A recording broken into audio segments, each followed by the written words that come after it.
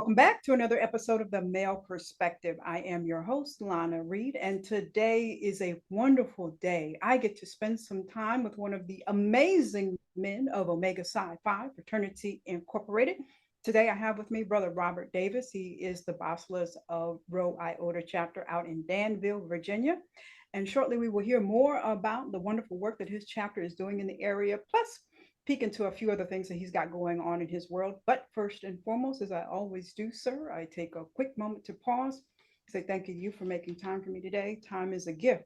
Once we give it, we can't get it back. So I truly appreciate you setting aside this time in your day to sit down and chat with me. And with that, sir, welcome to the show. Thank you. Welcome. Thank you. Thank you for having me. I'm very happy to be here. Awesome. Thank you. Well, let me jump right in because we have a short amount of time today. Let me first ask you, how long have you been an Omega man? I've been over a little bit over 4 years. I'll be 5 years in February. Okay, awesome. And where'd you pledge at? I pledged in Rho Iota. Okay. And so, what was it at that particular time in your life that made you say, Omega is the place I need to be? Are you come from a long? Because I noticed you are the third. Do you come from a line of Omegas or? Yes. So my father is my father crossed Rho Phi chapter New Orleans in 1963. And as far as Rho Iota, that is a kind of a family chapter for me. So I am the fourth of five cousins to cross through or to come through Rho Iota. And so in terms of our chapter is a little bit unique. Danville, Virginia is kind of on the edge of the state of Virginia and North Carolina border. I come out of Eden, North Carolina, and that is a kind of a right there. It's like literally right within our service area. And so our service area kind of stretches a little bit into North Carolina as far as well as Southern Virginia. And so, yeah, that's kind of the family history behind that. Family chapter. Okay. Well, first, let me say I was born in North Carolina. So I saw that you had a North Carolina area code, and I was a little perplexed with the Virginia thing, but it's all coming together now. So, all righty. How close you say is Danville to the North Carolina border?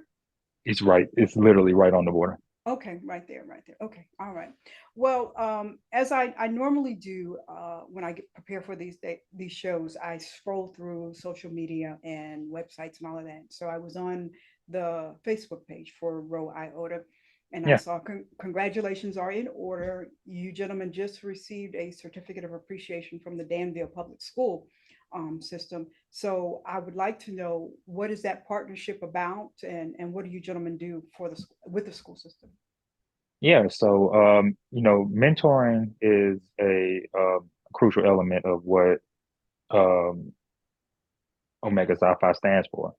And so what we did, our most recent project with Danville Public Schools, I think we participated in their STEAM, science, technology, engineering, I want to say it's art and math. Okay. But they had a STEAM night and we did, I think, a science, it was making fake snow or something like that. Yeah, it was making fake snow. And we had, set up a table and did that presentation for kids. We also did a drive of handing out school supplies as well. And so that's our latest two endeavors with them, but they've always been open as well as we've always been seeking out those opportunities to partner with them. Because it's all about, giving back to the kids, whether, it's not just about trying to cater to Omega per se, but giving back to the community and example, because the number one thing for Omega is service. Like at least it's, how I was taught is that we are judged by our ability to serve the community Yes. around us. Yes. I think that's a lot of times some stereotypes and misconceptions when they do see especially the brothers of the Divine Nine. They tend to think it's a lot of partying and all that stuff, but at the core, community service and giving back to the communities that you gentlemen serve in is very important. So I think a lot of people sometimes, they miss that part. So it's very good to see you gentlemen out there doing that. I also saw on the Facebook page that your chapter recently had a new member presentation a few months back at Averett University. Now, my question Yes. was, are you advisors for that university, or was that a grad line that I saw? So it's kind of advisor. So Averett University is a private university in the city of Danville. They are currently seeking to start or to found a chapter at the university. An undergrad chapter. And yes, ma'am. Okay. Okay. And so in order to found an undergrad chapter, they're essentially going through us to kind of begin it. So Okay. we've taken in 2 lines of undergrads from Averett through our chapter. And the hope and the plan, let me say the hope plan is to, once they reach a certain amount of members to kind of have their own board, they'll be able to found their own chapter. And then those members that came through us will be the charter members for that chapter. Okay. Okay. So that's an undergrad chapter. So then I guess give folks some of the specifics of if a gentleman wants to go grad chapter, what are the requirements for that? Yeah, so if a gentleman wants to go through grad, so essentially the main requirement is that they have to have first a 2.5 GPA from their undergraduate degree. Okay. And so when one of the first things that they would be required to do is to submit that undergraduate transcript. Um, so generally, and then that has to be that 2.5. Okay. The second part of that is the time requirement. So that is the general rule for Omega Psi Phi is that once you have graduated from your undergraduate university, you must wait a minimum of 4 years before you're eligible to Okay. come through a graduate chapter. There are exceptions to that rule based Okay. upon if the university that you had graduated from did not have an eligible chapter or the chapter was offline or something of that nature. Okay. For our particular instance with Averett, Averett Averett did not have a chapter, before Okay. that. So Gotcha. a lot, Gotcha. yeah, so a lot of their members come through that. And let me see. The other requirements are essentially the same as general. They have to give us an interest letter. Trying to remember what the rest of it are. Yeah, they have to give us an interest letter, and generally, I won't try to remember it all, but the same sort of requirements is just coming through. But those are the two biggest ones, is that it has to be a 2.5 from their undergraduate chapter, not so any graduate or post undergraduate degrees that they have. While that is great, and Omega seeks men a scholarship, um, Mm. that's not in terms of the general base requirement. It still has to have that 2.5 for their undergraduate degree. Okay. Great. I didn't know you had to wait 4 years. That's interesting information. Okay. So how many other graduate chapters are there close by you? Are there many or? So where we are, we're in Virginia in the third district. There are technically we're in the western area. Um, there's one very close to us, our chapter, our sister chapter, our brother chapter, I should say, 𝗙𝗘𝗥𝗘𝗏 in Martinsville, Virginia, which is maybe about 20 minutes up the road north from us. And so our chapter in Rho Iota actually originally founded from them.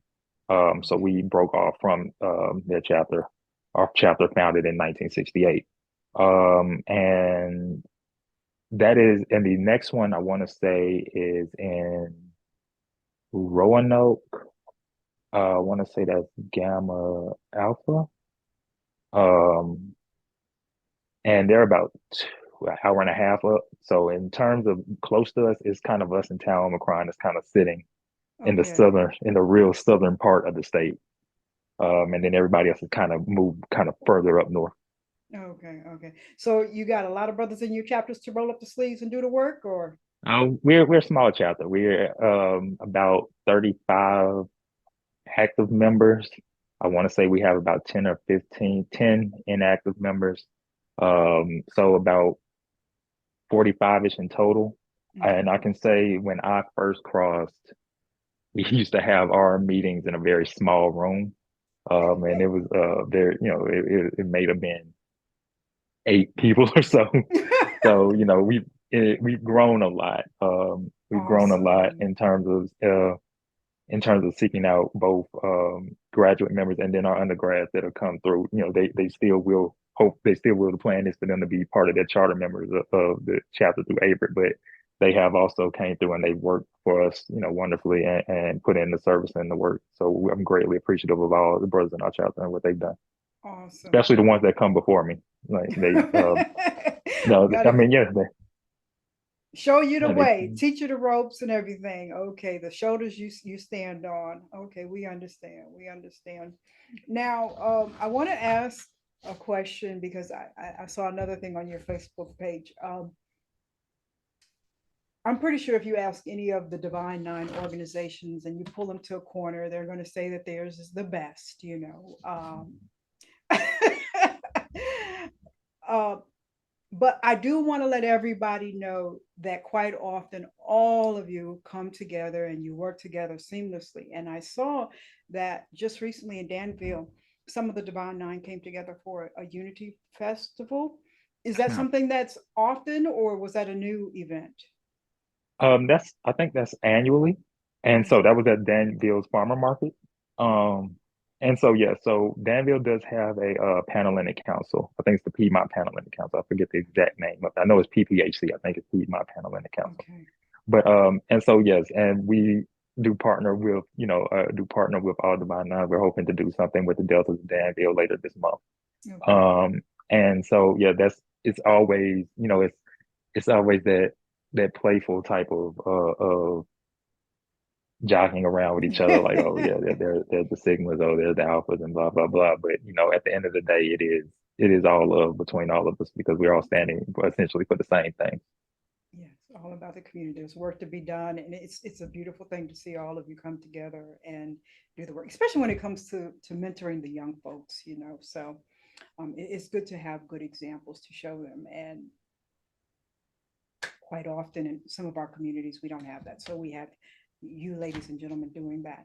I want to ask some personal reflective questions before I move on to what you do in your professional career. Mhm. I guess it's a two-part question. What do you take from being a man of Omega Psi Phi? How does it benefited your life? I think what I take from it is I take a great sense. I mean, like most cues, I take a great sense of pride in it. Mhm. And take a great sense of pride. Omega are men of quality that are leaders in the community. And they are generally the ones that are making things happen, in my opinion. Mhm. Um, and growing up, like I said, my father was a Q, my doctor was a Q, one of my teachers was a Q. Like, and I've always associated Omega with excellence Mhm. and Omega with being like I said, a leader and a productive member of society. And it's what our fraternity preaches to our members is that Omega men stand, you stand for what you believe in, you stand on your principles, and that you work for those around you and you make a better life and a better world, a better community for all of those around you. Awesome. So that's generally, my biggest thing. I'm real old schoolish in how I was taught it, but it's really that for me. It's really that sense of pride and trying to be, a man of high quality and one that people really look highly upon and depend upon. Beautiful, beautiful. And we skipped over this, but there are four basic principles that Omega Psi Phi stands on. Could you give those to us for?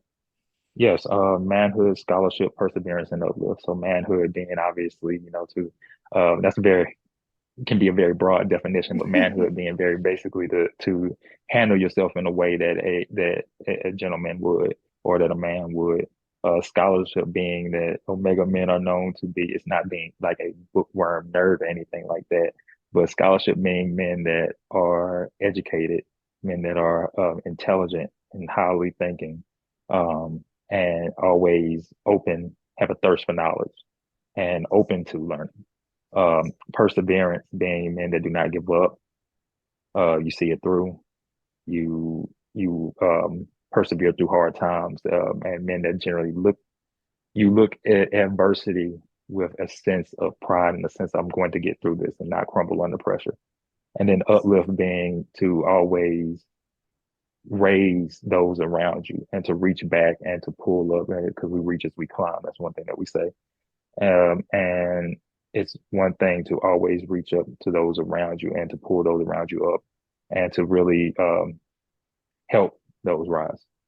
Beautiful, beautiful. See, a lot of folks just see when the atomic dog comes on, you guys hopping around, but there's some true, very substantial core, inner core values to you, gentlemen, that a lot of people really don't take in. So I think that's beautiful. Now, my second part of the question I wanted to ask, you are the current chapter's Basileus, that's a president for most people. Yes, ma'am. Let me be nosy a little bit. What are the benefits? What are the things that you enjoy about that, and what are some of the headaches that you have being in that position? So the benefits that I enjoy, so I do enjoy understanding how Omega works operationally, um, as a business, because the fraternity is a brotherhood. It is a pact, but it is a business as well. Yes. And understanding how that works operationally. One thing I very much take pride in is the fact that under my reign and under at least my prior bosses' reign, like I said, the chapter has grown exponentially. Our activities have grown exponentially. Our outreach has grown exponentially. And so I take a lot of pride in the fact that I come from a small chapter that is constantly growing, Good. a small chapter that has come a long way, and um, in terms of all their programs and everything that we're trying to do. And I also take a great amount of pride in knowing that I'm helping, I'm assisting, and what I can do. I've met a lot of brothers. I've met a lot of people in general through this role. Um, and I do take a lot of pride in that and just trying to be the best type of leader that I can be. Um, on the flip side, the negatives of it, it does take a time commitment. Okay. It does. I mean, and it takes a time commitment generally, most activities you have to be at. Um, and I am blessed to have, you know, like I said, I'm blessed to have a lot of older brothers in our chapter that have been there, that know how these things work, that can assist me and that are openly willing to assist me when I need help. Because we all do need help. And at Okay. some point in time, nobody's going to be able to carry everything on their own. Okay. And so I'm very blessed to have that. But yeah, it can be a bit of a time commitment. You do have to have patience. Um, Things don't often work at the speed that you want them to work. They work at they work at a different speed and way that I may have in my own head at the moment. Mm-hmm. So you do have to have patience working with people, working with the system. Um, and just that general, you have to put yourself out there. Okay. And so that is also something, but I do that's it's all like everything. It's that sword, that kind of double-edged sword with the good and the bad. But uh yeah, it does have when I speak to other brothers that have been bosses and they tell me, oh yeah, I know what you're going through. I know I was so happy when I finally got out, I was so happy. I understand. Yeah. I understand where they're coming from. Okay. Uh, Listening to you talk and thinking about what you said earlier, being kind of a family chapter, I'm guessing there's a couple of different generations there. Is the older generation receptive to some of the newer guys, the younger guys coming in, or there's a lot of, no, we used to always do it this way. This is how we're going to do it. Or are we open to new ideas? Because the world is ever Yeah. changing, ever evolving. Yeah. So I believe that we're open. I believe that a lot of our younger members or a lot of my neos, they feel very much um they feel very much the love Okay. that comes from the older members. Okay. And I tell them when they're seeking Omega, I tell them when they get into Omega, and I tell them even like when they're in, like once they're in and they've gotten a year or two or up under them and they keep going, that you have older brothers want to see, for the most part, they want to see you work. They want Mm-hmm. to see you actually service. They don't want to see shirt wearers. And Awesome. that is for me a big thing. It's always, you have to your knowledge, you have to be thorough. You have to have knowledge of Omega itself, of our history, of our fraternity, of our shield, of everything like that. But that's only part of it.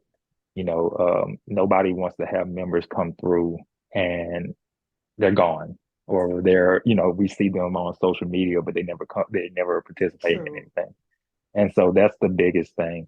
But in terms of, I guess, the receptiveness of older members, that's generally it. So we always, members, like anybody seeking our membership into our chapter has to, be present at events. They have to come out. They have to meet these guys, especially the older ones. I Okay. tell them, knowing anybody seeking it, like knowing me is not Gotcha. is Okay. not enough, Gotcha. because anybody else, the first thing that they're going to say is, who is this guy? I don't know him. Like he wants to be part of my chapter, and I haven't spoken to him. He hasn't reached out to me. Okay. And them saying, "Well, Okay. I know Robert," doesn't, that's not enough. Okay. So we do preach that, but I do think, as far as new ideas, how things go, um, yeah, that is something that a lot of older members are very receptive of. Okay. I mean, and there are, I mean, and because Omega is wild, like you said, it's wildly changing. Mhm. I make no, I try to make no reservations about it or anything like that. How, my process was a lot different than my father's process in the 60s. Like, so Understood. Yeah. I make no reservations, or I don't try to act like that's not the case. Okay. And so, understanding that there's things that they went through that they have to accept aren't the way anymore. And there's things that they Uh-huh. went through that they might want to see change, that they see change and they're happy about now.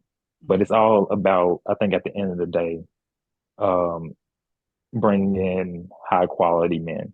Mhm. And if they feel like you're a high quality male, and that you stand for the things that Omega already stands for. Because somebody coming into Omega, if you're seeking membership, you should already be practicing those qualities and those principles.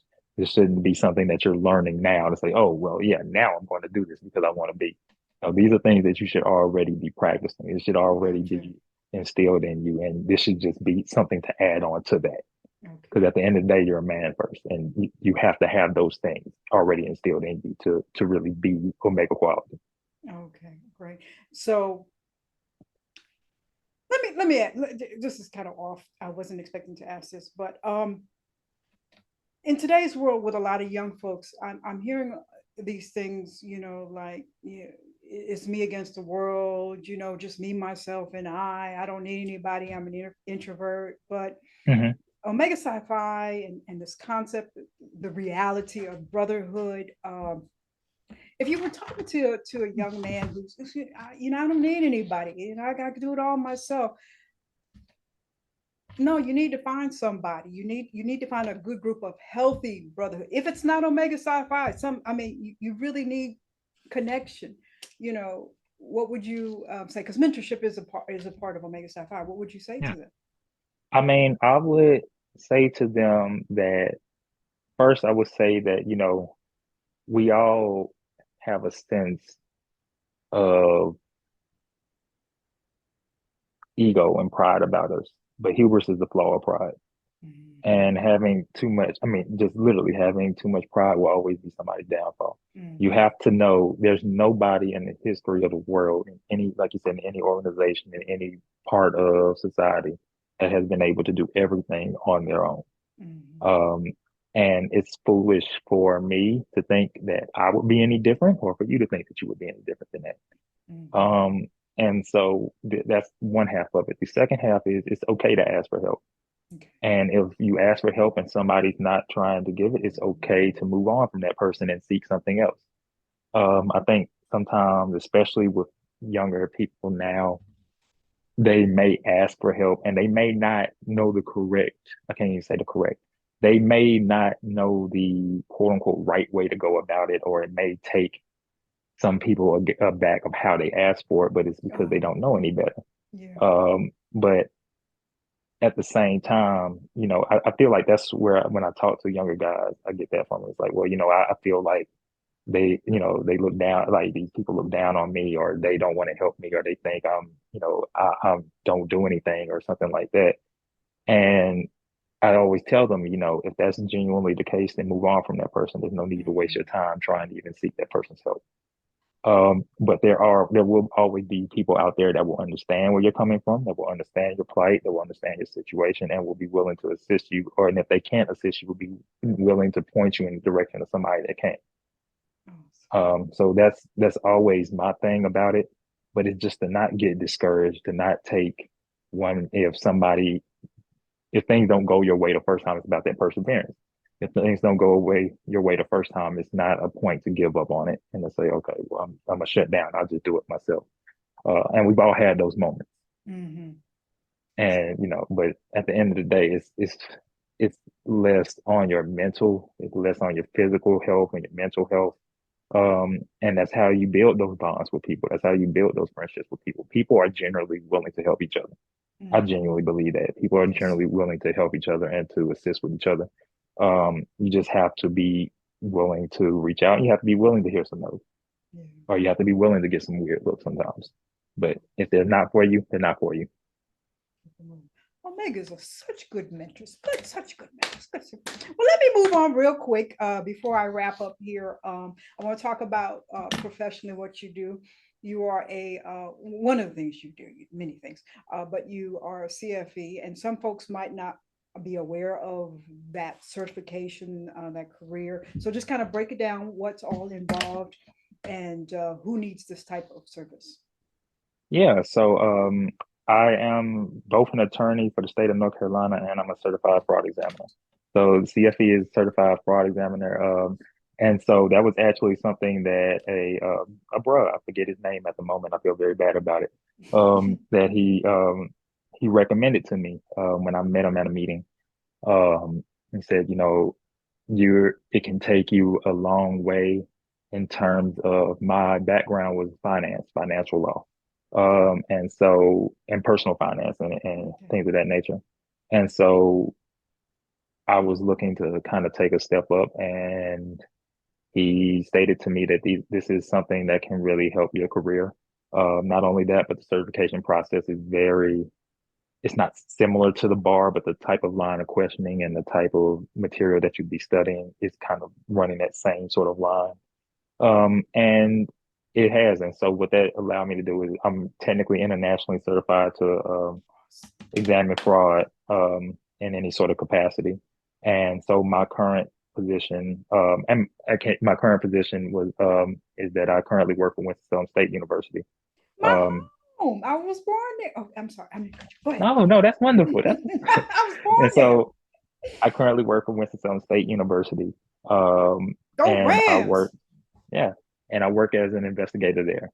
And so I investigate allegations that they receive of fraud, of non-compliance, abuse, pretty much a mixed bag. Okay. And I investigate that. I do compliance reviews, managerial reviews, some financial reviews. And so I found myself kind of enjoying that field. Previously, I worked for the Office of State Auditor in North Carolina, doing investigating for them. When I graduated from law school at North Carolina Central University, they hired me in their internal audit shop, and that's kind of how I got into this field. I kind of fell into it, and so yeah, it's kind of been from there. Awesome. I love it. I love it. You said once this, I wasn't expecting that. Okay. I was born there. I'm an Aggie through and through. I'm an A&T. So. Okay. Okay. Okay. So let me get back here because, the fraud, CFE. Mhm. Now you mentioned Winston-Salem State University. So businesses that need your type of services, would it be, I'm like, I don't know, like big box retailers and their fraud or whatever, or how does this work? I'm not really Yeah. familiar with them. So fraud, honestly, it applies to all businesses Okay. at all levels. And so actually, I just did a presentation with the university regarding this and how fraud applies to universities. Okay. But fraud can apply to a big box retailer. It can apply to a university. It can apply to a mom and pop shop. Okay. Um, and it can apply, like I said, at all levels of employees. The university level that I usually give example of, you can have something where at the top level, a chancellor can be accused of receiving kickbacks or something of that nature, and all the way down to where you could have somebody working in facilities who is taking inventory out of a warehouse to supplement their personal side Gotcha. business. Okay. And the same can be for a mom and pop shop. The same can be for a big box retailer. You can have a whole organization. I think about when I read articles about the banks, like Bank of America and Wells Fargo with the Gotcha. fraudulent accounts thing. It could Gotcha. be a whole organizational type of fraud thing. So fraud is really all across the board, and yeah, it can apply to all different levels of organizations. Okay, great. Now, last question before I ask my random question. For a business, be it a small mom and pop or a bigger organization looking to hire an individual such as yourself, and they can't get to Robert, what qualities should they be looking for in a person before they hire this person? I think they should look for one, honesty. Mhm. You want in my line of work, it's very fruitful to be I don't want to say blunt, but to be very straightforward. Okay. I don't believe in kind of fluffing things up in that nature most of the time because when people call me, either they're quite honestly, they already know to a degree what the problem is, or Oh, they have, or they know oh, what the solution is. So okay. there's no reason to kind of beat around the bush in that regard.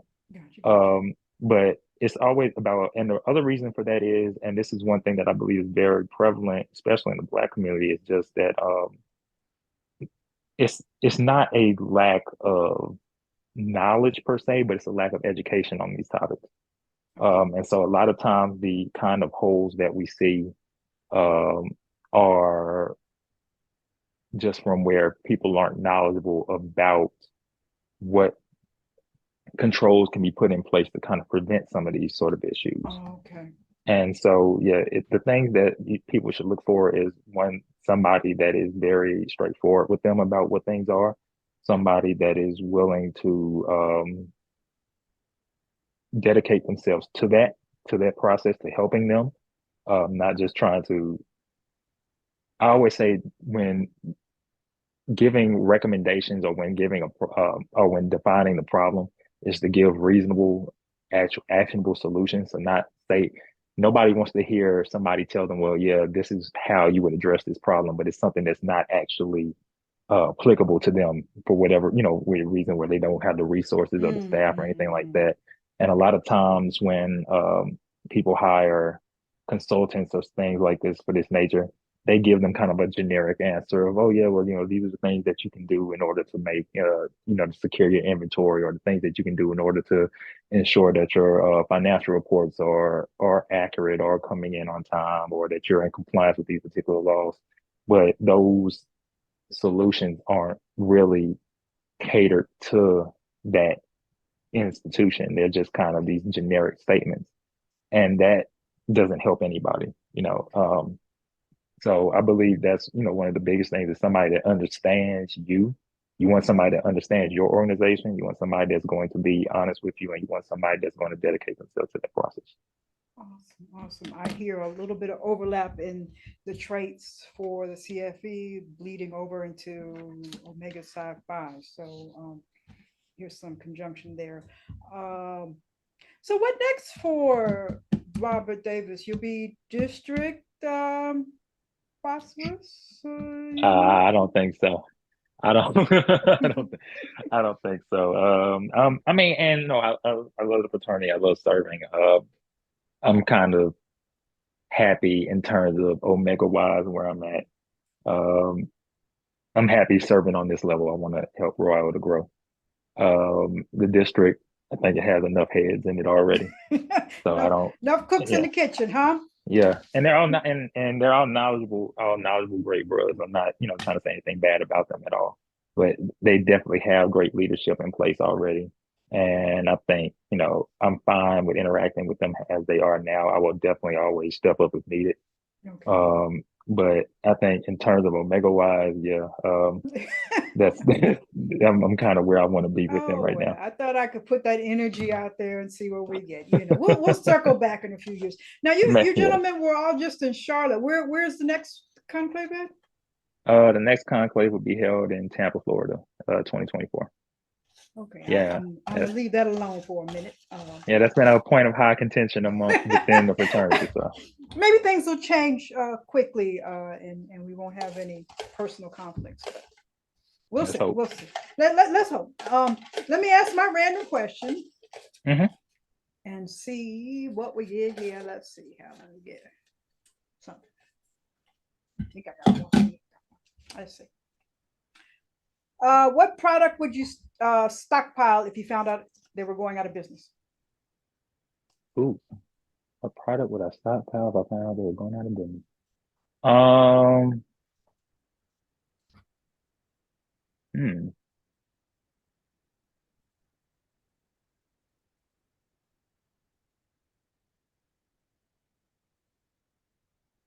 Books. All righty. I ain't mad at you. Man that reads. Man Yeah, that you got. reads. Yeah. What you I mean, reading now? What you reading now? So I am. I have a book from Malcolm X in his last years that I'm just starting. I'm very interested in it because Malcolm X had kind of his message hadn't changed, but it kind of morphed a tad in his final times.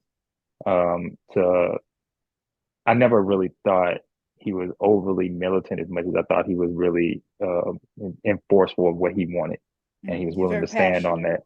Yeah, and I think people use the kind of militant term a tad bit too much on that. I think it is the concept of if you're not going to give us our rights, you're not going to give us our freedom, that we'll take it. I don't think that's militant. I just think that's standing on your principles. But I saw that and that's one thing. Malcolm X is somebody I've always studied and stuff like that. So his message had kind of changed to a more not MLK-ish, but it kind of morphed. I think when he made his journey to Mecca and he saw Muslims of all different races come together, it kind of changed his view of what unity and togetherness was in the country. I think he kind of started believing that people could come together in a way that wouldn't. I think his original view was that things would always kind of be tense because we would have to take what is ours. True. And it was always going to be a backlash to that. And to that degree, he may be right. But I think in his final days, or at least once he made that view, that trip, that he was kind of thinking that it may be a way for people to come together in more of a united front, all as one in humanity. And while in doing that, respecting and loving the fact of your race and respecting and your heritage and everything of that nature. So, yeah. Awesome. He was going through such an emotional turmoil at that particular time in his life. It was almost like the carpet had been pulled from under him because, who he, Elijah, it was just so much going on with him, and to not be able to fully experience his transition mentally. As a community, we lost so much with that. I mean, because what he was evolving into was so phenomenal. But anyways, sir, before we talk for the next hour or so, as North Carolina folks can do, please tell us if we are ever in the Danville area, how we connect with your chapter. You mentioned earlier getting the reclamation. So maybe there's some brothers floating around who might, say, hey, I want to. So how do we connect with you? Yeah, so most definitely, as far as the chapter goes, we have a Facebook page, Rho Iota Chapter, Danville, Virginia, on Facebook. We also have an Instagram, 𝗙𝗘𝗥𝗘𝗏. So, feel free to reach out to us in that. Any members, especially if you're in Danville, any members that feel free, to reach out to us through that. Also, I'm on Facebook myself, Robert Trey Davis III. I'm on Instagram, RTD_III, I believe. I'm also on LinkedIn, Robert Trey Davis III on that as well. So, and like I say, I'm pretty much accessible anytime for that. So anytime you need me, I'll be there. Trey the Third, what a play on any events Danville chapter has coming up? The Panhellenic Council has a 5K that's going to be September 30th that we'll be participating in.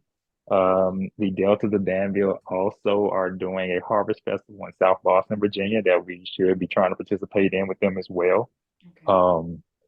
We'll see what else we have. We will be doing our Achievement Week program in November with the Boys and Girls Club of Danville. And I think we'll have some more activities before that. I just can't remember off the top of my head at the moment.